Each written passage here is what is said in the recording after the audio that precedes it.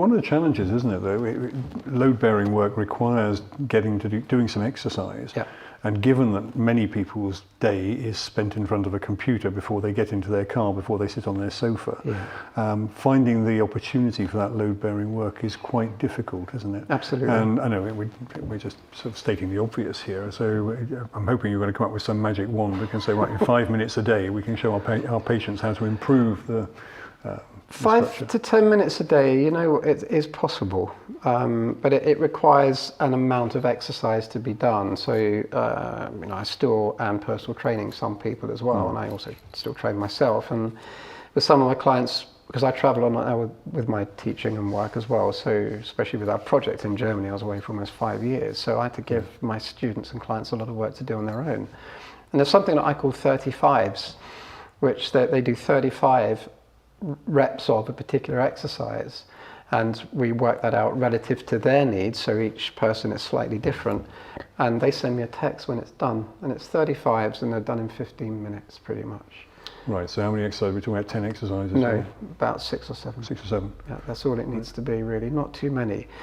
And then, of course, by then, if they're interested in doing more work with themselves, they'll start to seek out those kind of practices as well. I also come from a yoga background, so multiple directions in movement is really useful because our fascial structure, different to the musculature, is sort of omnidirectional.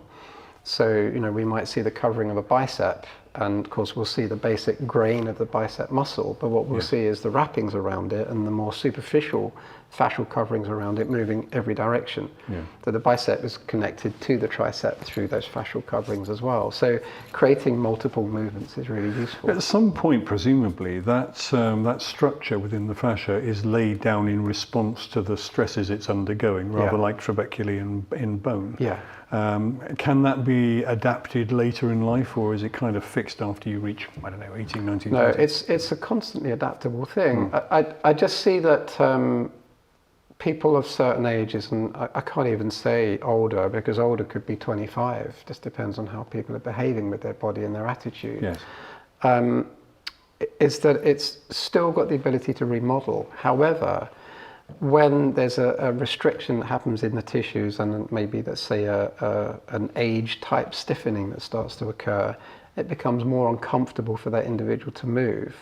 So for the general public, we'll say that they would rather not move. It's too painful, so they limit their potential to move into their environment. But gradually, if we can educate them and help them to find different movement patterns for themselves, they start finding that these tissues soften up. And that can be a combination of movement work and manual therapy, because the two really go well together.